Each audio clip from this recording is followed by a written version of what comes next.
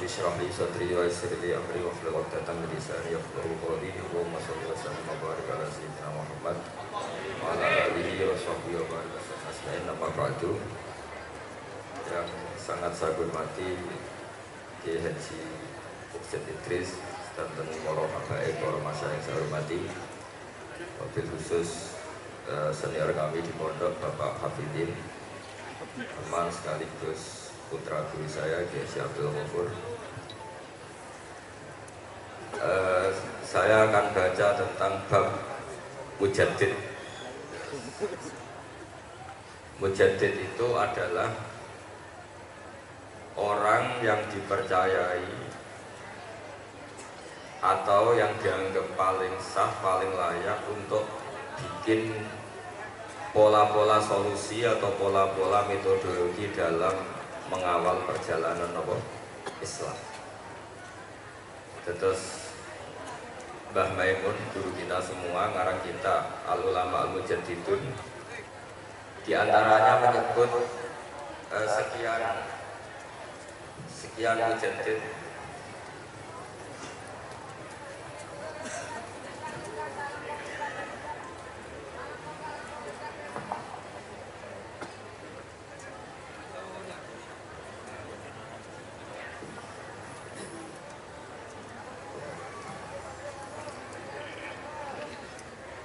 Saya teruskan ya.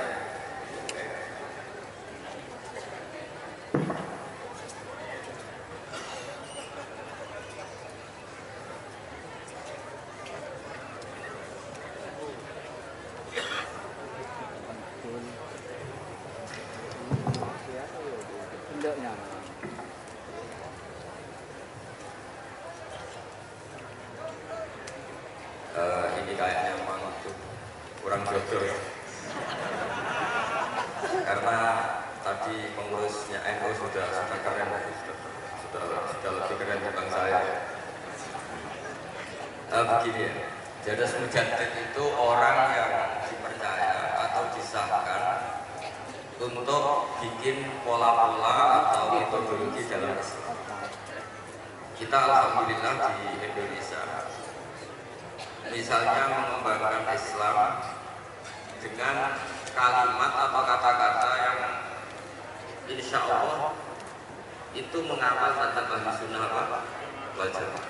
Misalnya contoh yang sering saya sebut, setiap dari kita itu selalu kalau baca sholawat wassalatu wassalamu ala sayyidina Muhammadin wa ala alihi wa sahbihi ajmain, dan untuk semua sahabat semuanya. Kata semuanya adalah kalimatun fariqah, kalimatun fasilah, atau qaulun fasil, atau qaulun faslun.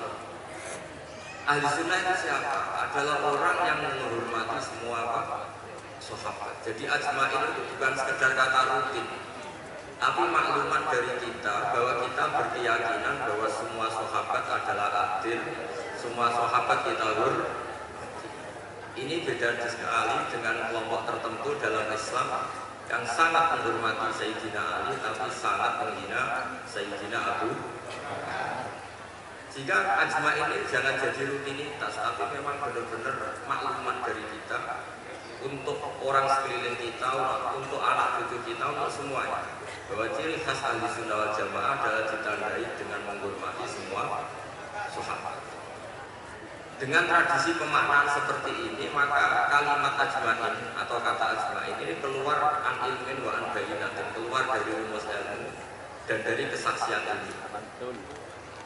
Kesaksian ilmiah misalnya begini, andai kan Abu Bakar itu mal'un, orang yang kena laknat, berarti Nabi itu salah pilih teman. Andai kan Sayyidah Aisyah itu mal'unah, berarti Nabi salah pilih istri.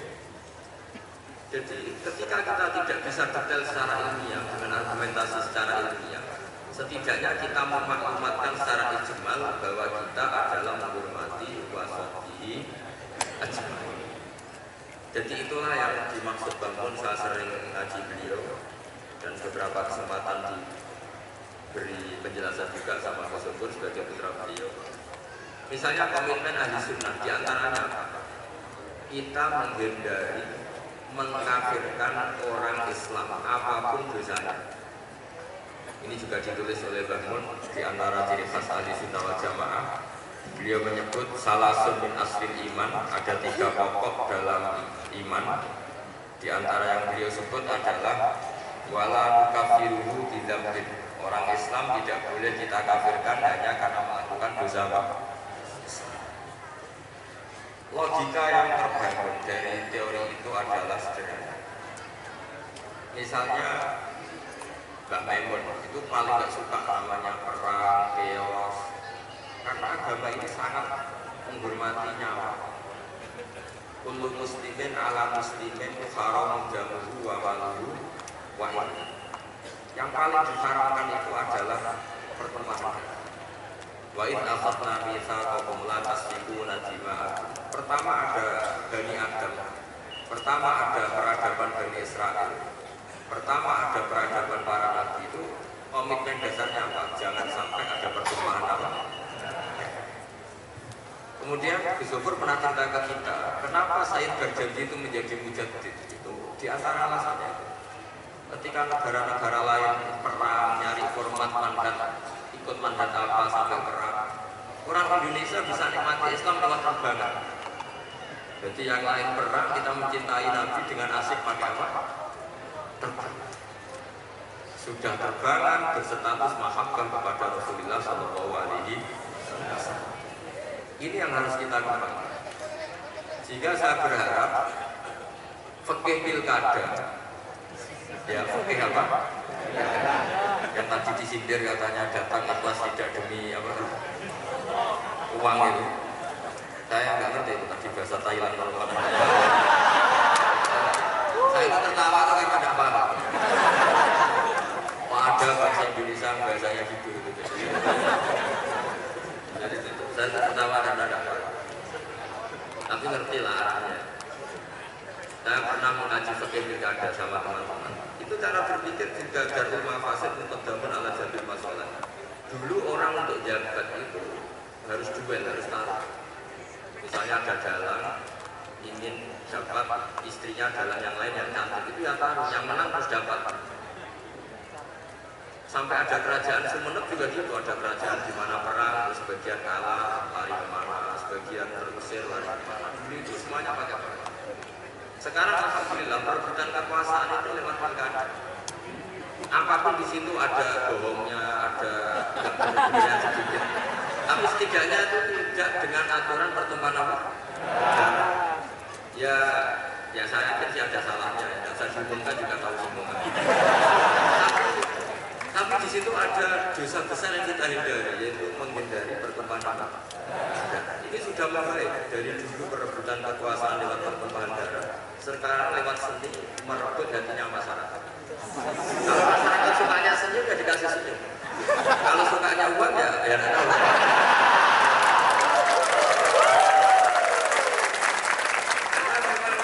Yang namanya merebut hati pemilih. Masalahnya terus kaifiahnya itu apa? Ya tidak tahu, saya kan tidak calon bupati, tidak tahu. Ya saya akan baca peradaban yang disebut nanti biar diteruskan Gus Zufur halaman 9. Wa dhahara ba'dalika fi ba'dalika fil Qur'ani ba'dal alfi al-imam ar-rabbani al-allamah ahadu idrati Rasulillah sallallahu alaihi wasallam Asy-Syaikh al-Imam al-Murtadha Sayyid Syarhi Ihya Ulumuddin al-Musamma bi Hafiz Sadatul Muttaqin alladzi tamanahu fil anfa' wal bilad marji'u ulama yang sunnah wal jamaah. Ini sekaligus penghormatan bagi kita. Jadi di antara mujaddid itu ada yang bernama Sayyid Murtadha Az-Zabidi, yaitu Syarihul Ihya yang ngarang kitab Ithafus Sadat Al-Muttaqin. Itu sekitar 14 jilid. Kalau yang cetakan dari kutub ilmiah itu 14 apa? Jilid. Itu beliau punya santri mulazim, itu orang Indonesia. Namanya Kiai Abdul Manan. Mbah kandungnya Kiai Mahfud Termas. Jadi Mahfud bin Abdullah bin Abdul Manan. Kemudian Kiai Mahfud ini kita tahu punya murid namanya Kiai Fakih Mas Kumambang Gresik. Fakih punya murid Bazibar punya putra sekaligus muridnya Mbah Maimun, ya terus sampai kita, sampai Gus Yofur, sampai kita. Sehingga pikiran-pikiran besar Said Zabidi itu bisa kita tangkap. Misalnya gini, saya sering diceritani bangun tentang kitab Ithaf. Di antara padanan, ya padanan, maksudnya padanan itu semua ulama itu pasti punya fatwa yang nggak ada kembarannya. Dan itu polanya umum, sehingga ciri khas ulama disebut mujaddid. Itu bisa menganalisis agama dengan cara yang menakjubkan. Kata Said Az-Zabidi begini, orang Islam ini tidak akan mengalami kekeliruan kayak yang dialami orang Nasrani, yaitu menuhankan nabinya. Tapi juga tidak akan mengalami kekeliruan kayak yang dialami orang Yahudi, yaitu menyepelekan apa? Nabinya. Orang Yahudi itu sering membunuh para nabi. Dan itu rumusnya sederhana, cukup membaca Allahumma sholli ala Sayyidina Muhammad atau Allahumma sholli ala Muhammad abdika wa rasulih. Kenapa demikian? Islam itu datang setelah orang Nasrani salah memuja Isa sehingga diposisikan sebagai apa? Tuhan. Orang Islam itu juga muja nabinya, tapi pas, yaitu Allah tetap Tuhan, pemberi. Allahumma sholli, berarti kita minta kepada Allah zat yang super, yang maha, dan permintaan penghormatan itu kita berikan untuk hamba terkasihnya, yaitu Muhammad. Maka kata Sayyid Zabidi, wa Muhammadun wa in ala qadru yahtaju ila rahmati wa fadlihi ta'ala. Apapun kelas tingginya seorang yang bernama Muhammad, tetap butuh sama rahmat dan fadlnya Allah Subhanahu wa ta'ala. Sehingga dengan kalimat sholawat itu sudah isbatun li'uluhiyatillah wa nafsyun lirububiyati Muhammad. Dengan kalimat ini orang Islam tidak akan kecelakaan menuhankan Muhammad. Karena apa? Allah pemberi, Rasulullah peneri. Tapi umat Islam akan sangat menghormati Sayyidina Rasulullah Shallallahu Alaihi Wasallam karena semua penghormatan Allah terbaiknya, sholawatnya, tahiyatnya, semua yang terbaik disakasikan kepada hamba terbaiknya, yaitu Rasulullah Shallallahu Alaihi Wasallam. Maka kalimat ini ya kalimatul tauhid, ya kalimatul risalah. Karena dengan posisi lafaz sholawat seperti itu, kita tidak akan kecelakaan kayak yang dialami orang Nasrani. Karena kita tetap memposisikan Allah pemberi, Rasulullah Muhammad peneri. Itu kata Said Zabidi. Jadi akan selalu ada ulama yang memodifikasi Islam itu menjadi mudah. Islam yang jelimet karena datang setelah tadi kecelakaan Nabi Isa dituhankan. Jika ulama-ulama itu punya cara sendiri untuk supaya Islam tidak mengalami seperti itu. Kalau kita ngaji tauhid, misalnya seorang nabi selain punya sifat sidik, amanat, tabligh, fatonah, punya sifat apa? Al-a'rad, al-basyariyah. Nabi harus punya sisi kemanusiaan. Sehingga nabi itu sering dahar di depan umum supaya menunjukkan kalau beliau seorang apa? Manusia. Bahkan nabi juga pernah sholat zuhur itu harusnya 4 rakaat, sholat hanya 2 rakaat. Ketika ditegur, ya Rasulullah ini sholat model baru atau memang masa mansuk? Karena kalau model baru mereka senang kan, berarti mulai besok sholatnya ada 4 rakaat tapi 2 rakaat karena kategorinya nasah apa? Nasah. Tapi Nabi memberi penjelasan, tidak, saya tidak lupa. Akhirnya Nabi menambahkan 2 rakaat, masyhur itu cerita itu. Terus kata Nabi, makum tu'an sawalakin unas saliyah sunnah. Saya ini sebetulnya tidak pernah lupa, tapi didesain Allah lupa supaya bisa bikin apa? Sunnah. Tapi apapun itu menjadi sangat basariyah. Tahu lagi, apapun itu sangat apa? Basariyah. Dan basariyah Nabi ini menguntungkan Islam, yaitu ciri khas Islam adalah menuhankan Allah saja dan selainnya apapun hebatnya, meskipun seorang Rasulullah Muhammad tetap namanya Abduhu wa Rasuluh. Nah, hal-hal seperti ini terus kemudian dilakukan oleh Imam Ja'far Al-Barjandi secara mudah. Kita sholawatan, kita terbangan. Dengan cara seperti ini pula kita mahabbah Rasulullah semahabbah-mahabbahnya tanpa mendudukkan Rasulullah Muhammad sebagai Tuhan. Karena kita selalu meminta Allahumma, Allah engkau pemberi, kita semua meminta kepada engkau supaya sholawat engkau berikan kepada kekasih. Berarti fallahu wal mu'ti, Allah adalah pemberi, Nabi adalah penerima. Maka terus statusnya jelas bahwa Allah adalah selalu Tuhan, Rasulullah adalah Abduhu wa Rasul. Sehingga terus kita baca subhanalladzi asra bi abdi. Sehingga kata para ulama, wasfiyatu Muhammad, wasfiyah terbaiknya adalah ketika disebut abduhu wa rasul. Karena tadi agama Islam itu datang setelah prahara atau setelah kecelakaan, setelah kesalahan seorang nabi di Tuhan. Tapi hebatnya ahli sunnah, hebatnya NU, hebatnya pesantren, menjelaskan ilmu seserius ini itu menjadi gampang. Karena ya daripada umat mikir jelimet, soalnya kon maca apa? Sholawat, serah paham-paham sidik. Semua yang calon bupati mau sholawat dan jadi. Ya sebetulnya banyak yang nggak ikhlas juga, sudah itu nggak penting. Sementara pokoknya natijahnya itu isbatun li uluhiyatillah wahdah dan isbatun li abdiyati Rasulullah Muhammad sallallahu alaihi wasallam, sehingga kita tidak mengalami apa yang dialami orang-orang Jadi di sini Bangun menyebut wa awwalu man lazamahu min ulama Jawa Ki Abdul Manan fi namuqamihi bi Makkah al-Musyarrafah. Farwa anhu dzakal kitab. Warwa anhu ay an Kiai Abdul Manan ibnuhu Kiai Abdullah. Sumarwa anhu ibnuhu Kiai Mahfud At-Turmusi atau At-Tarmasi. Farwa anhu Kiai Faqih Al-Maskumambani. Warwa anhu tilmiduhu walidi Kiai Zubair Tahlan. Sumarwa itu an. Jadi kita sebagai bangsa Indonesia itu sangat mulia karena Ihya setelah dikarang sekitar tahun abad 5 Hijriah. Karena Imam Ghazali lahir tahun 450, wafat 504. Itu udah ada yang bisa nyarai. Nggak ada atau nggak berani karena ini terkenal wali Imam Ghazali. Baru disarai itu 600 tahun kemudian oleh seorang sadat, seorang habib alim alama namanya Sayyid Murtadha Asy-Syafi'i. Dan itu gejelalah di antara murid mulazimnya itu orang Indonesia namanya Syekh Abdul Manan. Makanya saya masih ingat ceritanya Bangun ketika Cordova golek, Andalusia golek. Saya masih ingat kalimatnya Bangun. Allah gak terima nak wong sing maca tasbih itu berkurang. Itu terus digenti ning Demak Bintoro. Artinya ketika Andalusia golek di Spanyol itu berbarengan dengan berdirinya kerajaan apa? Dan sekarang polanya kelihatan sama. Dulu ulama-ulama Andalusia itu hebat-hebat, bisa ada Ibnu Malik ngarang Alfiyah, ada Imam Qurtubi ngarang Tafsir Qurtubi, ada Imam Syatibi yang mengarang Qiraah apa? Sama. Indonesia juga tidak kalah kerennya. Siapa yang nggak tahu Syekh Nawawi Banten? Beliau mengarang kitab yang sangat menakjubkan, yaitu Tafsir apa? Munir. Siapa yang nggak kenal Syekh Mahfud At-Turmusi? Ketika banyak orang yang nggak bisa mensarai kitabnya Imam Suyuti Alfiyatus Sirah, beliau punya sarahnya itu Manhajul Zaminatur. Dan paling masyhur sarah Muqaddimah Al-Hadramiyah juga milik beliau, yaitu An-Manhalul Amin atau yang terkenal dengan Hasyiah At-Turmusiyah. Begitu juga eranya Mbah Zubair, karangannya banyak, Mbah Mun, Yusufur juga punya naskah, punya karangan.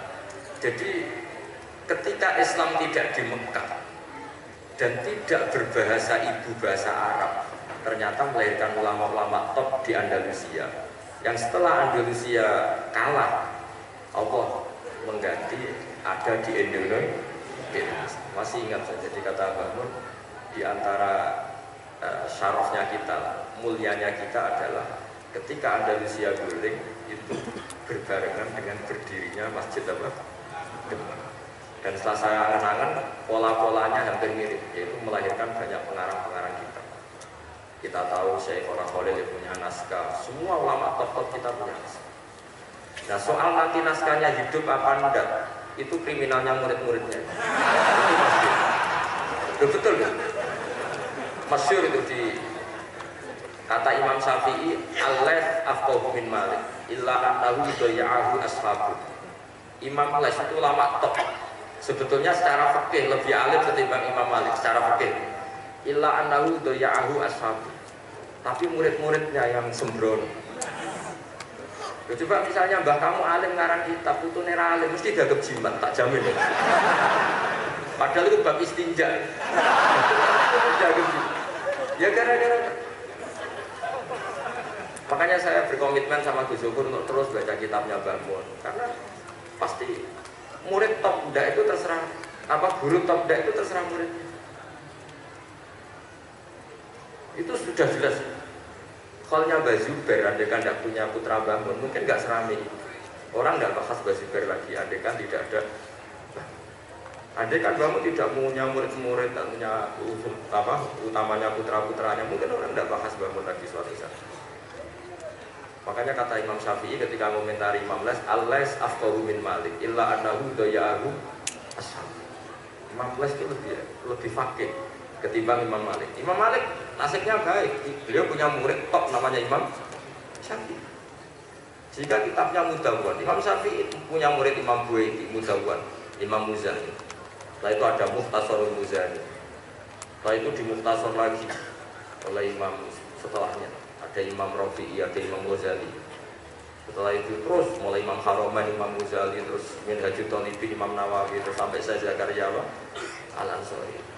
Dulu namanya kitab setelah itu jadi Mukhtasarul Muzani, setelah itu jadi Nihayatul Matlab fi Dirayatil Madhab di karang Imam Haromen, setelah itu Imam Ghazali Al-Wasit wal Basit, setelah itu Imam Rafi'i, setelah itu Imam Nawawi, setelah itu terus Imam Nawawi menamakan kitabnya Minhajul Thalibin, saya Zakaria Al-Ansari mengarang namanya Manhajul Tulab. Ya sama, pola-polanya sama. Tapi yang penting kitab ini tidak hilang. Saya sampai sekarang belum pernah tidak baca kitabnya Mbah Mun. Mulai Mbah Mun Sugeng sampai sekarang di murid-murid saya, di murid saya. Karena saya tidak ingin menjadi tersangka kayak anak buahnya Mbah Mun. Ya saya kira demikian. Assalamualaikum warahmatullahi wabarakatuh.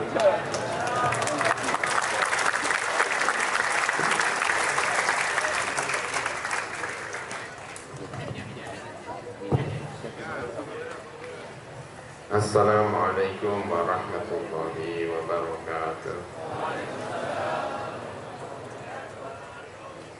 Bismillahirrahmanirrahim. Alhamdulillahirabbil alamin wassalatu wassalamu ala asyrafil anbiya'i wal mursalin sayyidina wa maulana Muhammadin wa ala alihi wa sahbihi ajma'in. Amma ba'du.